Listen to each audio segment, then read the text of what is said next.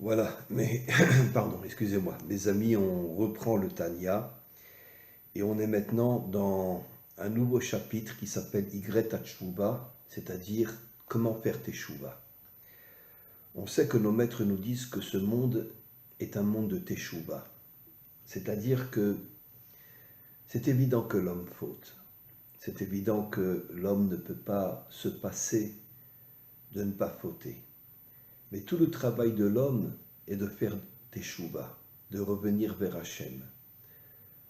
Comme je l'ai déjà souvent expliqué, nos maîtres disent qu'au moment de la délivrance finale, les 70 nations adamiques vont faire Teshuvah et la grande majorité d'Israël fera Teshuvah aussi. Même si aujourd'hui, une grande partie des nations adamiques sont dans d'autres religions, dans Israël, il y a énormément de laïcs, la majorité sont des laïcs, mais le Mashiach arrivera à faire Teshuvah aux 70 nations adamiques et à Israël. La Teshuvah, en hébreu, veut dire le retour vers Dieu. C'est-à-dire qu'en vérité, qu'au moment de la délivrance finale, l'homme comprendra, il se réveillera, il comprendra que sans un lien avec Dieu, finalement, il n'existe pas. Exactement comme disent nos maîtres, qu'en vérité, même si la majorité des hommes aujourd'hui ne sont pas connectés à Dieu, il n'existe pas. Pourquoi il n'existe pas? Parce que n'étant pas connectés à Dieu, ne recevant pas la lumière de Dieu, ils vivent un petit peu comme des animaux. Le plaisir, la corruption, la débauche, l'idolâtrie, etc. On va commencer notre texte extraordinaire du Baal HaTanya qui dit Shlosha chiluke kapara em ve'atshuva im kol echad ve'echad. Il y a 3 formes de teshuva.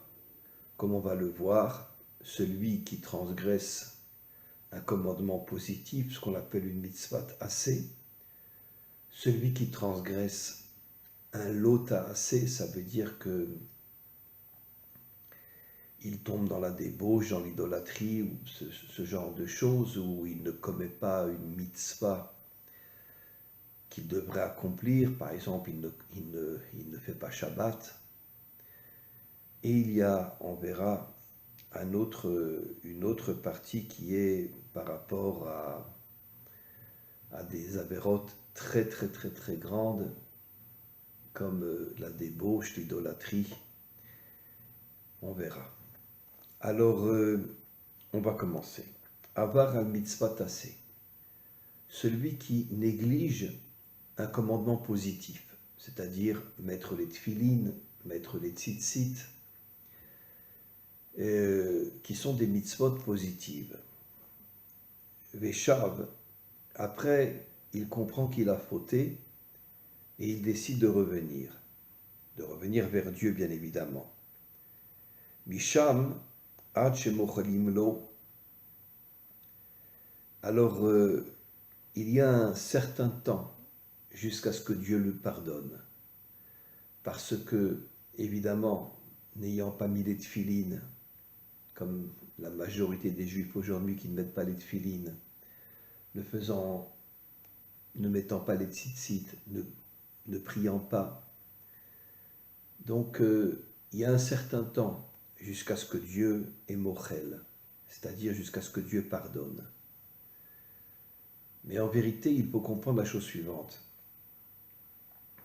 Pardonner une faute n'est pas forcément le vrai retour vers Dieu. Comme on l'a vu dans d'autres textes, un homme doit constamment faire teshuva. La première teshuva, c'est « je reviens vers Dieu parce que je n'ai pas accompli un commandement positif ». Mais après, je refais teshuva, je refais teshuva, je refais teshuva, je reviens, jusqu'à ce que finalement, il y ait une connexion totale avec Dieu, et la connexion totale avec Dieu est au niveau de la neshama. Comme on le sait, la neshama est au niveau de la bina. La bina est un attribut d'en haut. Les trois attributs d'en haut, c'est le Keter, la couronne, la Chochma, la sagesse de Dieu, et la Bina. Et en vérité, le Keter, la Chochma et la Bina, c'est tout simplement l'étude de la Torah. Et même si quelqu'un remet les tefilines, excusez-moi, même si quelqu'un remet les tefilines ou s'en va prier à la synagogue, c'est pas forcément évident qu'il va étudier la Torah. Parce que peut-être que la Torah ne l'intéresse pas. Et donc automatiquement, s'il n'étudie pas la Torah, il ne pourra pas se connecter à la Bina, la Chochma et au Keter. D'ailleurs, comme je l'ai souvent expliqué, les trois premières lettres, Keter, Chochma, Bina, ça fait 30. Et 30, c'est la Malchut. Ça veut dire qu'en vérité, la Malchut, la sphira la plus basse. Ça veut dire qu'en vérité, Keter, Chochma, Bina éclaire la Malchut. Et au moment de la délivrance finale, la Malchut reviendra vers Dieu. Pour l'instant, la Malchut est complètement tombée. Elle est entre les mains des méchants, ce qu'on appelle la politique. Et le Mashiach lui ramènera la Malchut vers Dieu. C'est pour ça, encore une fois, que Kaf, Chet et Bet, ça fait 30, qui fait allusion à la Malchut, comme disent nos maîtres, que la Malchut s'acquiert en 30 niveaux. Et donc, si quelqu'un n'étudie pas la Torah, il ne peut pas vraiment revenir vers Dieu. Ce qui veut dire que Dieu lui pardonne, mais il n'y aura pas un véritable retour vers Dieu. Et donc, tout le travail de l'homme, c'est bien sûr d'accomplir les commandements divins, mais surtout d'étudier la Torah. Parce que l'étude de la Torah le connecte au Keter, à la Chochma et à la Bina, qui sont les trois sphirotes du haut, qui cachent en vérité ce qu'on pourrait dire l'infini de Dieu. Quand un homme étudie la Torah d'une manière authentique, alors il se connecte avec l'infini de Dieu. Parce que ces trois sphirotes-là représentent l'infini de Dieu. La différence des 7 sphirotes du bas qui sont dans la matière. Et donc elles sont très limitées. Mais la Torah contient le Keter, la Chochma et la Bina, qui correspondent encore une fois à l'infini de Dieu.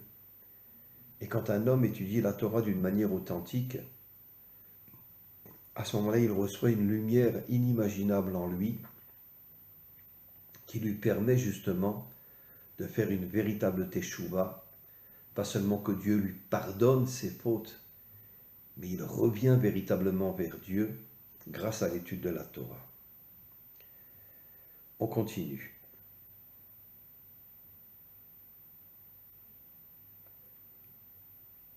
Quand un homme transgresse un commandement, ce qu'on appelle un lo ta'aseh, il ne fait pas Shabbat, il ne fait pas Pessah, il ne fait pas les trois fêtes, Pessah, Shavuot, Sukkot, il ne construit pas une soukha, et quantité d'autres mitzvot aussi qui sont des lo ta'aseh, la débauche, la corruption, l'idolâtrie.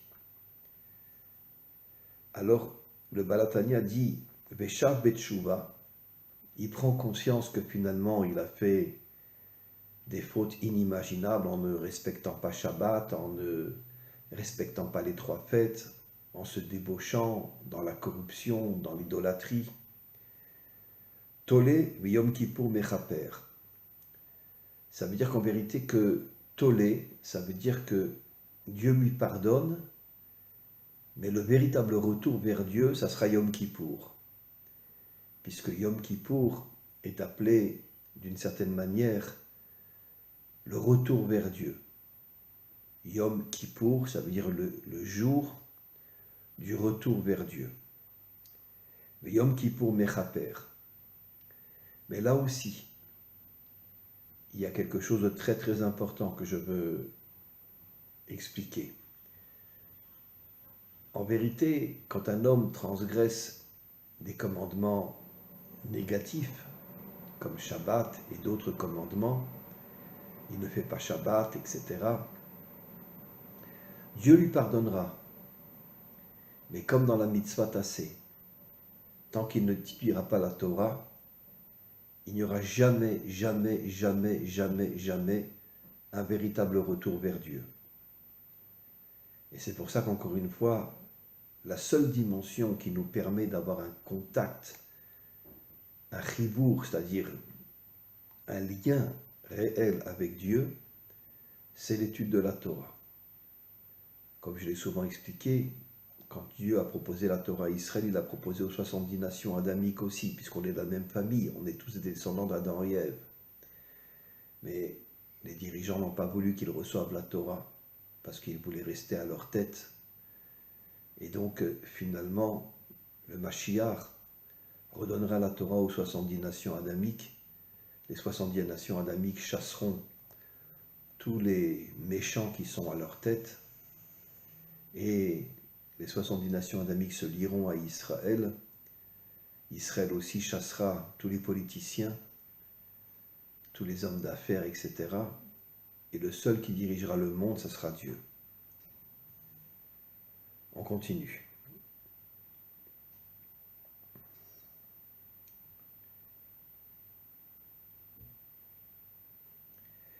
Vegam al nafsho elokit que Moshe Omar asher kitshanu bemitzvotav. Quand un homme accomplit les commandements positifs, quand un homme accomplit les commandements négatifs, et surtout quand il étudie la Torah, à ce moment-là, asher kideshanu bemitzvotav, l'homme est sanctifié. Ça veut dire que l'homme reçoit une lumière inimaginable grâce à l'accomplissement des commandements et surtout grâce à l'étude de la Torah.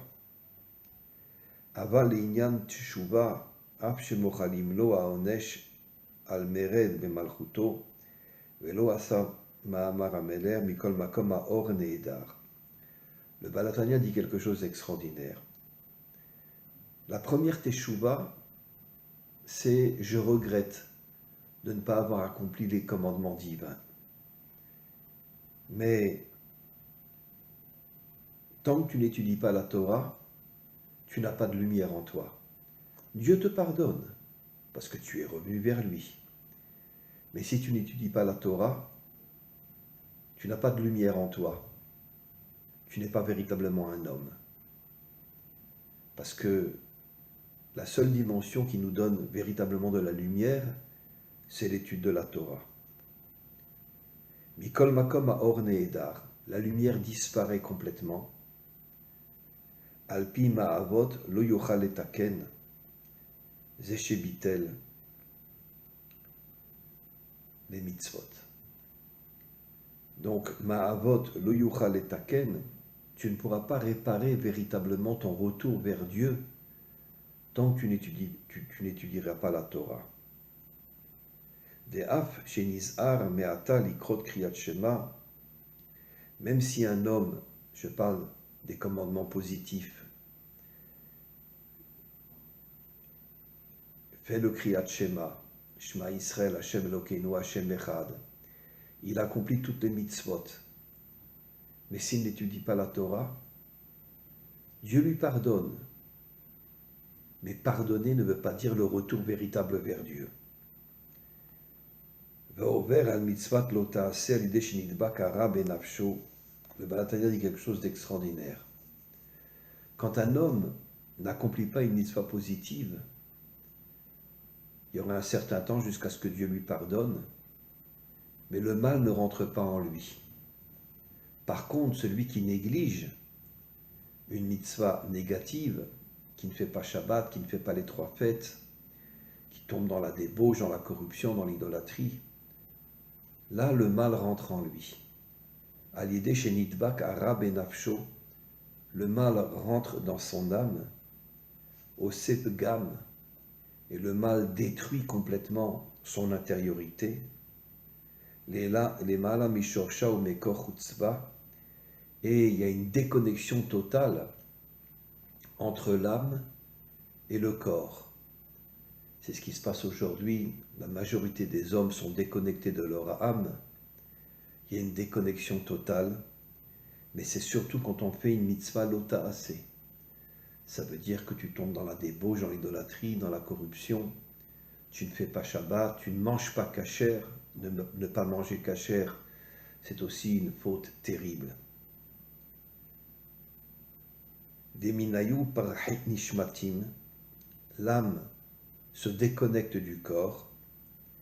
L'écart en kapara le nafsho.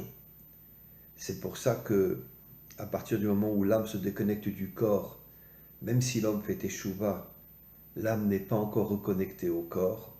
C'est ce qu'on appelle la mort. L'âme monte en haut et le corps est enterré en bas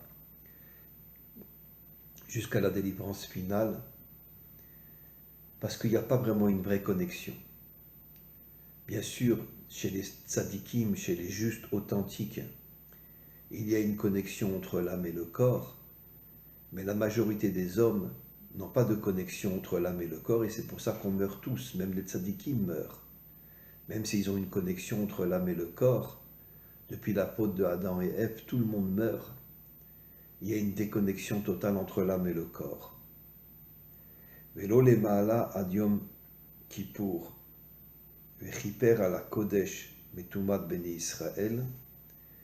Encore une fois, le Baal HaTanya revient et dit que Yom Kippour permet de faire une teshuva totale vers Dieu. Et à ce moment-là, on chasse le mal qui est en nous. Si on fait un vrai Yom Kippour, bien évidemment que à Yom Kippour on ne mange pas, on jeûne et on doit être à la synagogue toute la journée de manière à revenir vers Dieu. Et donc, la reine en lilmod mikan shum kula. Et donc, le Baal HaTanya est quelque chose d'extraordinaire. Si un homme ne fait pas vraiment Kippour, je ne dis pas qu'il mange à Yom Kippour, mais bon, il ne va pas forcément à la synagogue, etc., il ne reviendra pas vers Dieu. V'adraba, amrou razal, viter gajuro la vodazara, afshe'en kritot ou mitot. L'idolâtrie, comme on le sait, est l'une des fautes les plus graves, comme la débauche et la corruption. C'est la troisième partie. Et donc, l'idolâtrie, même si un homme revient vers Dieu et abandonne l'idolâtrie, malgré tout, encore une fois, le retour vers Dieu prendra énormément de temps jusqu'à ce que l'homme puisse revenir vers Dieu. Avar al kritot ou mitot beddin teshuvam yom kippur tolim v'yisurim barkim. Quand un homme transgresse un karet, c'est-à-dire c'est quoi un karet? Une déconnexion totale entre l'âme et le corps, et les trois plus grandes fautes, disent nos maîtres, c'est le meurtre, la débauche et l'idolâtrie. Quand un homme commet ces trois fautes-là, même s'il n'en commet qu'une, la débauche, l'idolâtrie ou le meurtre, à ce moment-là, même Yom Kippour ne pourra pas le sauver. Il aura des souffrances énormes, V'yesurim et markim.